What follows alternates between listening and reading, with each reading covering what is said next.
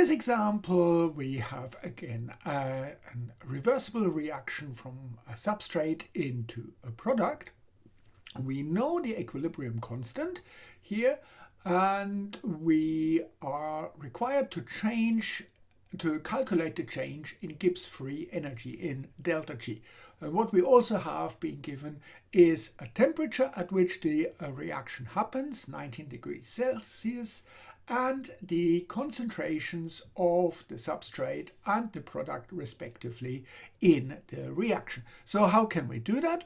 Well, we can first write down the general equation for Gibbs free energy, delta G equals delta G naught. That's our standard change in free energy, plus R T ln, and here we use the mass action ratio.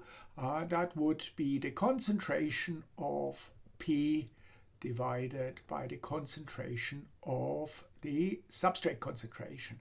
So this here is the mass action ratio, which you probably have seen sometimes denoted as Q.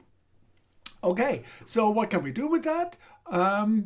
Well, we can also write delta G naught as negative RT ln of the rate constant of the equilibrium constant, I should say, not the rate constant. So we have, instead of delta G naught, we have minus RT ln K equilibrium.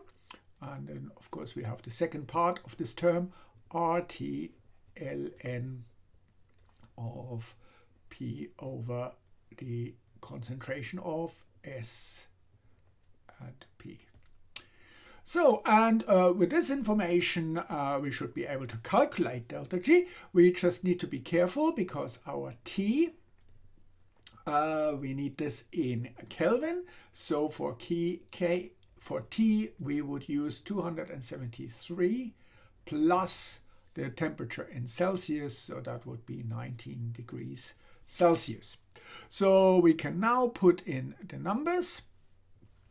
We can also write this a little bit nicer, so we can factor out RT and use the rules of logarithm. So we would get RT ln of the ratio P over S divided by the equilibrium constant. And that makes it easier to calculate. So we've got 8.31 times the temperature. So that would be 273 plus 19 times the natural logarithm, and here we've got the concentrations, so we have 75.5 over 86.6. The units, micromolar and micromolar, will cancel out, so we don't have to worry about that, and we divide that by the rate constant, which is 8.81. And if we put this into a calculator, we would get for delta G a value of negative 5,610-ish joule per mole. We haven't done the units, which is something we need to do. So here we've got the gas constant, which has joule per mole and Kelvin.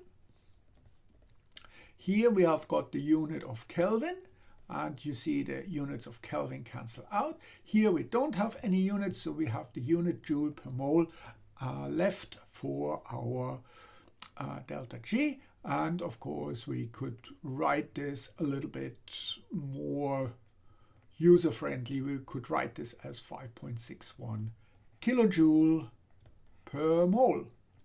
So that would be our delta G, the change in Gibbs free energy.